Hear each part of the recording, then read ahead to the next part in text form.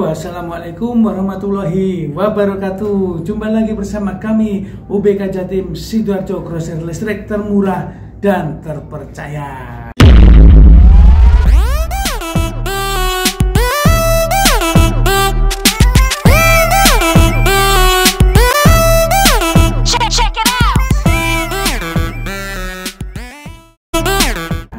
Oke bosku, jumpa lagi bersama saya lagi di video tutorial dan penjelasan tentang bisnis toko listrik. Nah, untuk video kali ini saya akan membahas tentang toko listrik lagi ya bosku ya. Saya akan membahas hal apa saja yang harus dihindari untuk toko listrik pemula. Yang pertama itu untuk masalah harga. Yang kedua untuk masalah supplier. Yang ketiga untuk masalah kepuasan pembeli. Yang keempat untuk masalah promosi. Dan yang kelima untuk masalah kerapian di toko listrik. Oke, saya akan membahas tentang harga.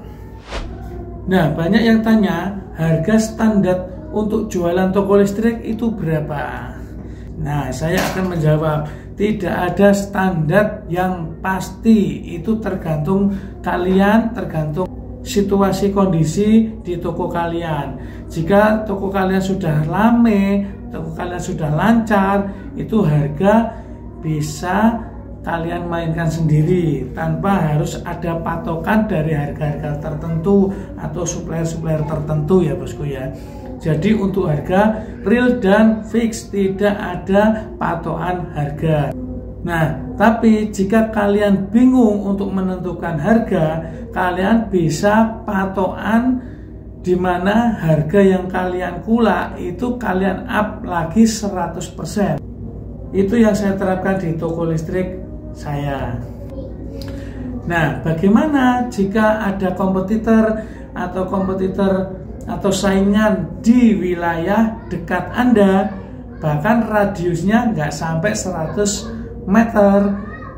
Nah, biasanya kalian akan menaruh harga yang paling dasar, paling murah, karena ada saingan yang besar atau ada saingan yang lebih lama dari toko kita.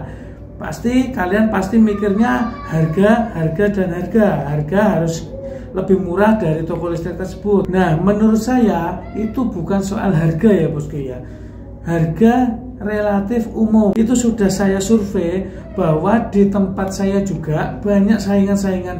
Bahkan di radius 40 meter dari tempat kita ada toko bangunan yang notabene itu sudah berdiri 10 tahun yang lalu. Jadi 10 tahun yang lalu dia sudah buka lebih dahulu dari toko listrik kita.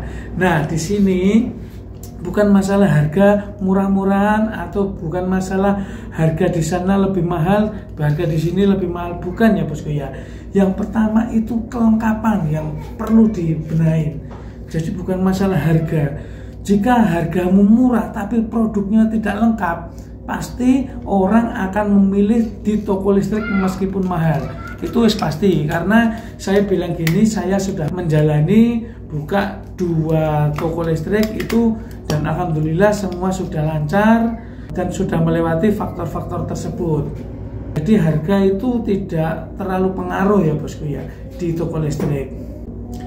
Nanti kita juga akan menjelaskan bagaimana selain harga ada pelayanan, ada promosi dan lain-lain. Itu yang sangat penting.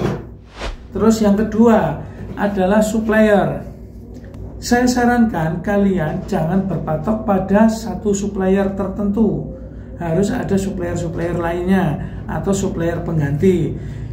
Kenapa demikian? Jika toko listrik kalian barangnya kosong, kalian mau order di supplier yang Anda andalkan dan produk itu kosong, kalian tidak bisa memenuhi syarat untuk kelengkapan di toko listrik kalian. Maka dari itu, carilah supplier yang mana jangan hanya satu, bahkan harus lebih dari 5 supplier. Seperti itu ya bosku ya. Terus ada lagi supplier yang benar-benar amanah. bagaimana cara menentukan supplier itu amanah atau bukan? Nah, kalian wajib tahu sosok supplier tersebut. Dia berdiri sebagai distributor atau sebagai freelancer atau sebagai sales canvas dan lain-lain.